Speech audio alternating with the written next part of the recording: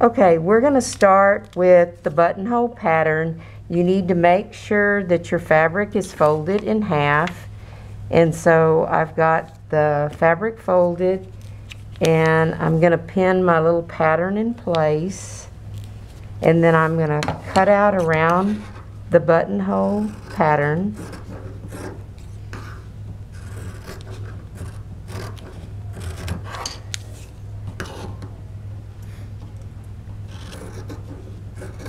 And I'm going to put a piece of pre-cut, I already cut it out, of interfacing inside of my pattern, which gives more stability for the buttonhole. Actually, it looks like it goes this way. So I'm going to put that inside.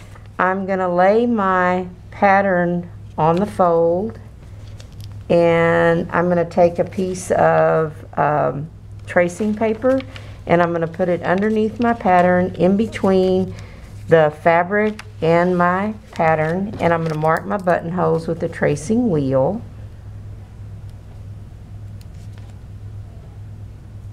And you kind of have to press hard. Also, mark it up here on the black counter and not on the wood of the sewing machine, because the wood, like, it's softer and it doesn't tend to mark as well. And it looks like I can see that pretty clearly. Then I'm going to come over here to the sewing machine, and this time to thread the bobbin case, you do it a little different. You put the bobbin in the bobbin case, and then you have to thread the eye of the little leg that sticks out at the top of the bobbin case, and you go from the back. And then when you put it in the machine, make sure that's sticking up and it clicks. And I also have to change the presser foot. There's a little lever here, and I'm going to lift that up and pop that down. And then I'm going to take this other presser foot, this is the buttonhole foot, and I'm going to put that on and make it secure. I want my thread under both the buttonhole maker and under the buttonhole maker and above the machine.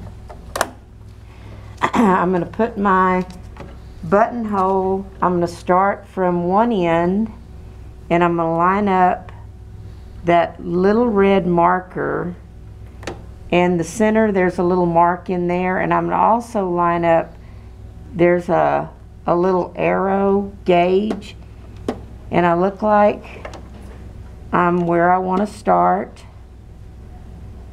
and I'm going to press 0 for the buttonhole, and it sets up your machine for the buttonhole. And then I'm just going to sew down to the bottom of the buttonhole.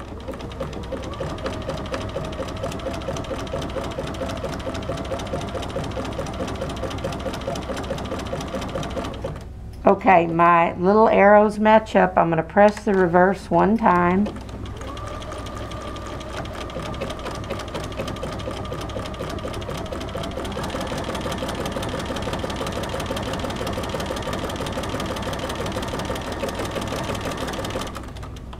And it will stop automatically.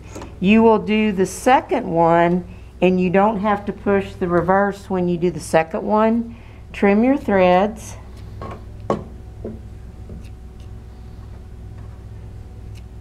And you're going to take a couple of pins, and this is so you don't over rip. And I'm going to take a seam ripper, and I'm just going to rip out the buttonhole.